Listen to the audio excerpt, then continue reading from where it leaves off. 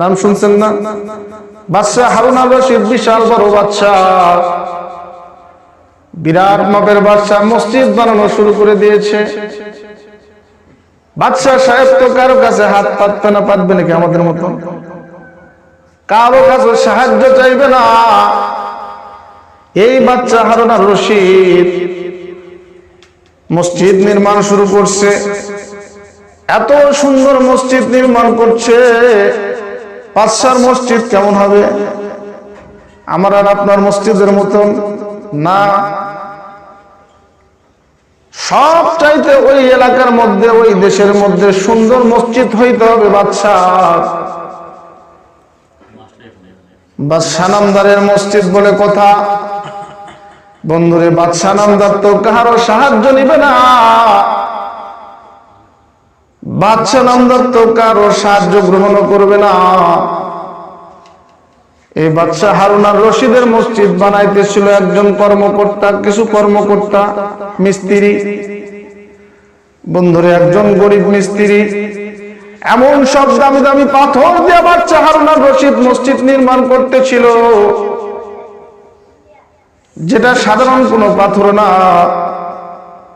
আল্লাহ পাক রব্বুল আলামিন ওই মিস্ত্রির জমির মধ্যে কিছু সংখ্যক পাথর ছিল, যেই পাথরগুলা বাদশাহ হারুন আর রশিদের পাথরের সঙ্গে মিল ছিল। বলুন সুবহানাল্লাহ।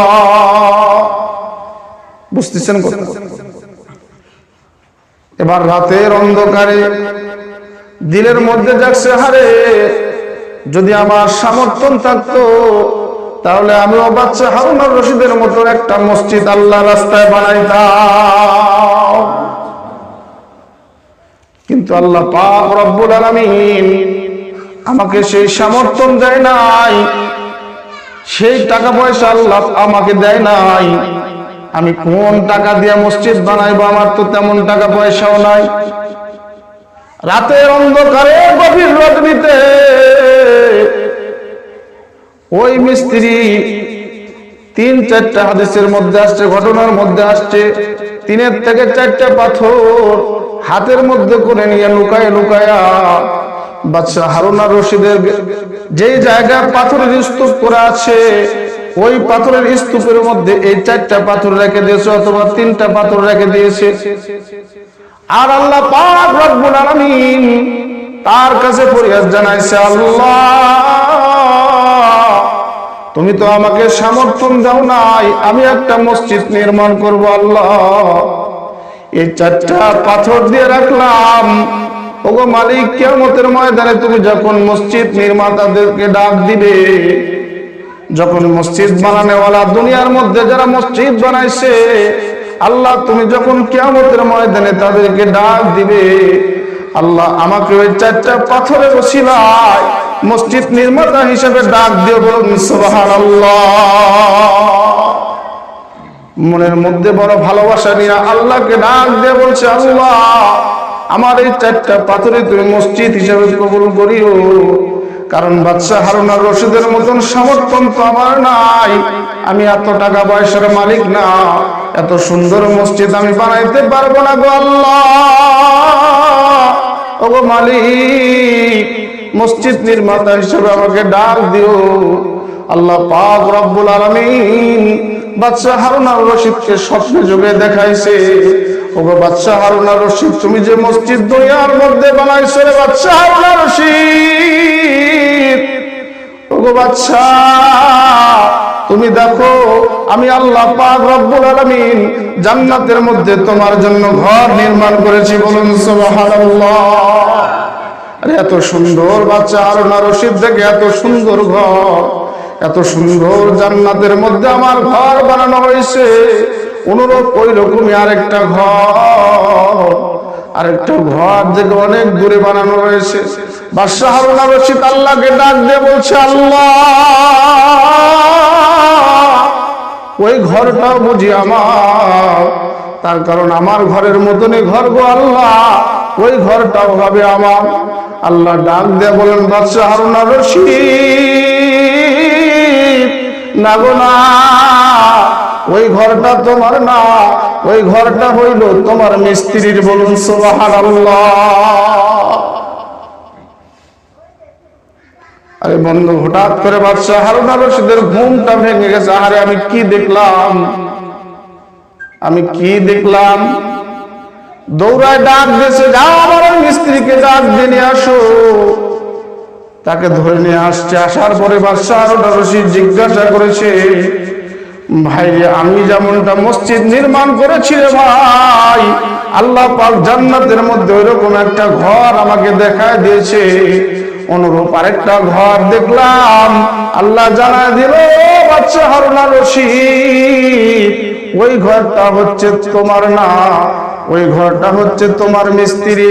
ভাই গো, তুমি এমন কি এমন করেছো রে ভাই, যার কারণে আমি যেমন জান্নাতের মধ্যে ঘর পাইছি, ঠিক অনুরূপ ঘর তুমিও পাইছো। বলো না রে ভাই, একটু বলো আমাকে, তুমি কি এমন করেছো? বাদশাহ হারুন আর রশিদকে ডাক দেয়া বলে, চোখের পানি ফেলা বলে, ও বাদশাহ নামদা, আমার তো তেমন কোনো পয়সা নাই, আমার আপনার মতন কোটি কোটি টাকার মালিকও না। আমার বাপ দাদার জমিন থেকে 3 থেকে 4টা পাথর আমি পাইছিলাম, যে পাথরটা আপনার পাথরের সাথে সেম টু সেম ছিল। আমি রাতের গভীরে ওই পাথরটা নিয়ে যায় আপনার পাথরের মধ্যে ফেলে দিয়ে আল্লাহকে ডাক দিয়ে বলছি, আল্লাহ।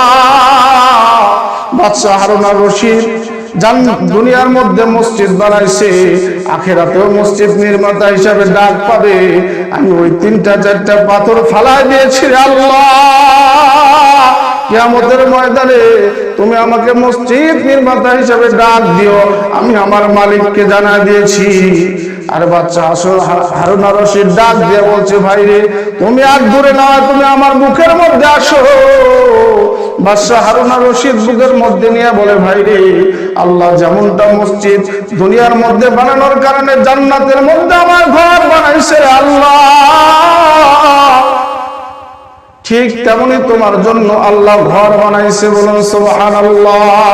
বন্ধুরে, শুধুমাত্র কয়টা পাথর?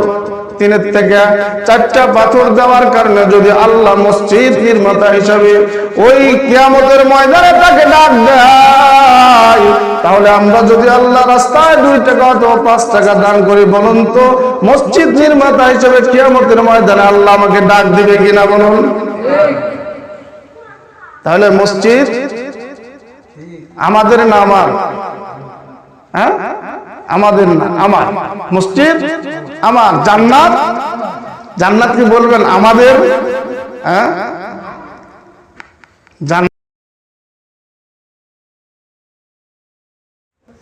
একে উত্তম জাযা দান করো। বলুন সুবহানাল্লাহ। কি দান? উত্তম বদলা তুমি দান করো। আর যদি কোনো মানুষ দান করার সামর্থ্য থাকা সত্ত্বেও দান করে না, এই মানুষটা ওই ফেরেশতা দোয়া করে, আল্লাহ একে ক্ষতির মধ্যে ফেলায় দাও, নাউজুবিল্লাহ, এরকে ক্ষতির মধ্যে ফেলায় দাও। তাহলে ভালো কোনটা? আল্লাহ রাস্তায় যদি আমি 1 টাকাও পারি দান করব, এটাই আমার জন্য ভালো। এর জন্য আল্লাহ পাক লালন পালন করবে এই টাকাটা। 2 নাম্বার, ফেরেশতা দোয়া করবে। ফেরেশতা পাপী না পবিত্র?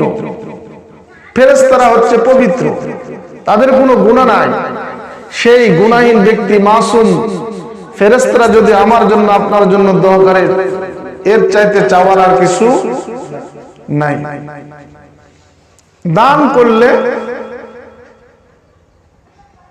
মানুষ মৃত্যুর পরে সবকিছু তার বন্ধ হয়ে যায়, শুধু 3টা আমল তার জারি থাকে। সর্বপ্রথম যেটা, সেটা হচ্ছে দান সদাকা। যদি কোনো মানুষ আল্লাহ রাস্তায় দান সদকা করে, তাহলে এই মানুষটা মৃত্যুর পরেও সওয়াব পাবে। বলুন সুবহানাল্লাহ। দান সদাকাটা যেমন মেসালে আসছে, উদাহরণে আসছে এরকম, যেমন কোনো মানুষ মসজিদ নির্মাণ করে দিল, রাস্তাঘাট বানায় দিল, রাস্তার পাশে টিবল বসায় দিল, ইত্যাদি ইত্যাদি, মসজিদের যতটুকু প্রয়োজন, যেগুলো জিনিসের কাজের প্রয়োজন, সেই টাকা দিয়ে সাহায্য করল। একটা ইটা কিন্তু যদি আপনার 1 টাকাও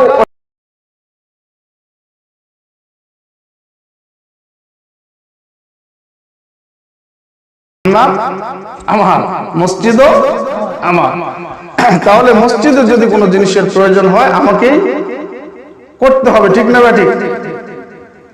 যদি সাহায্যের প্রয়োজন হয় আমাকেই দিতে হবে, আমাকেই। আমি 5,000-এর সামর্থ্যন ব্যক্তি না, আমি 5 টাকার সামর্থ্যন ব্যক্তি।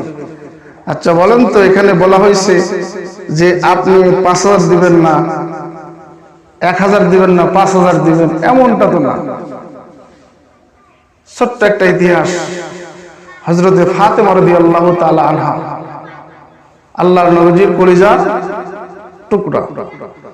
আল্লাহর নবী ডাক দিয়ে বলেন, ফাতেমা হচ্ছে আমার কলিজার টুকরা মা। ফাতেমা যত কষ্ট আমার জন্য করছে আর কেউ আমার জন্য এত কষ্ট করে নাই। ফাতেমাকে কোনদিন আল্লাহ রাসূল বিটি বলিয়া মনে আর ডাক দেয় নাই। ওগো মা ফাতেমা, ওগো মা ফাতেমা, কত মধুর ডাকে। সেই ফাতেমা রাদিয়াল্লাহু তাআলা আনহার কাছে একজন মানুষ, একজন ভিখারি আসছে, আসিয়া জিজ্ঞাসা করছে, সওয়াল করছে, ওগো ফাতেমা, আমার পরনের জামা কাপড় নাই, একটা যদি পুরাতন জামা থাকে তাহলে তুমি আমাকে দাও। ফাতেমা রাদিয়াল্লাহু তাআলা আনহার কাছে একটা মাত্র ভালো জামা আছে, যেটা তার বিবাহের সময় তাকে দেওয়া হয়েছিল, আর একটা পুরাতন জামা আছে। ফাতেমা রাদিয়াল্লাহু তাআলা আনহার কাছে ফকিরটা চাইছে হচ্ছে পুরাতন জামা। ফাতেমা রাদিয়াল্লাহু তাআলা একবার ভাবতেছে, না না, আমি পুরাতন জামা দিব না। তার কারণটা হচ্ছে এটা আল্লাহ তাআলার কাছে পছন্দনীয় না। আল্লাহ তাআলার কাছে পছন্দনীয় হচ্ছে তোমার সবচাইতে প্রিয় যে বস্তুটা, সেই বস্তুটা আমার রাস্তায় দান করো, তাহলে তোমাকে আমি উত্তম বদলা দিব। ফাতেমা রাদিয়াল্লাহু তাআলা আনহা নতুন জামাটা দিয়ে দিলেন। এবার কিছু সংখ্যক মহিলা ফাতেমা রাদিয়াল্লাহু তাআলা আনহার কাছে ছিল, আনহার কাছে ছিল। ফাতেমা রাদিয়াল্লাহু তাআলা আনহাকে ডাক দিয়ে বলল, গো ফাতেমা, তোমার কাছে চাইছে তো পুরাতন জামা, তুমি নতুনটা কেন দিলে? ফাতেমা রাদিয়াল্লাহু তাআলা ডাক দিয়ে বললেন, আমার কাছে পুরাতন জামা দেওয়াটা পছন্দ হয় নাই, আমি এটা পছন্দ করি নাই। তার কারণ আল্লাহ তাআলা নিজে বলছেন, সবচেয়ে প্রিয় বস্তু আমার রাস্তায় দান করো। তো আমার কাছে প্রিয় বস্তুটা হচ্ছে আমার নতুন জামা, যার কারণে আমি আমার নতুন জামাটাই আল্লাহ রাস্তায় দান করিয়া দিলাম। বলুন সুবহানাল্লাহ। কত দূর অবস্থা তাদের ছিল, কিন্তু তারপরে দান সদকা থেকে তাদেরকে ফেরাতে পারে নাই। কিন্তু আজকে আমাদের অর্থ সম্বল সব আছে, দানের কথা যখনই বলি তখনই আমার মনটা একটু হলেও নরমাল হয়ে যায়, কি বেন করে না কি হয়, ঠিক না ভাই? ভাইরে, দান যে কি জিনিস, আমল যে কি জিনিস, সব যে কি জিনিস বুঝে আসবে তখন, যখন আমার চক্ষুটা বন্ধ হবে, তখনই বুঝে আসবে সব আমল নামার দরজা কি হবে, বন্ধ হবে, চালু থাকবে শুধু সদকাতুল জারিয়া। দুনিয়াতে যদি আপনি একটা সদকা করে যান, মসজিদের কোনো কাজে যদি সহযোগিতা করে যান, মসজিদ যদি আপনার 5 টাকার কাজে আসে আপনার টাকা দিয়ে, তাহলে এই 5 টাকার যে কত বদলা আপনি ওই দিন বুঝতে পারবেন। এখন তো বুঝে আসতেছে না। এই জন্য আপনাদের মসজিদে আমি হয়তো 2-3 জমা নামাজ পড়লাম, তাই না ভাই? তো আপনার মসজিদে একটা মেম্বার দরকার।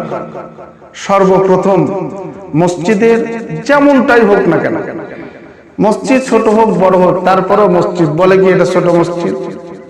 মসজিদ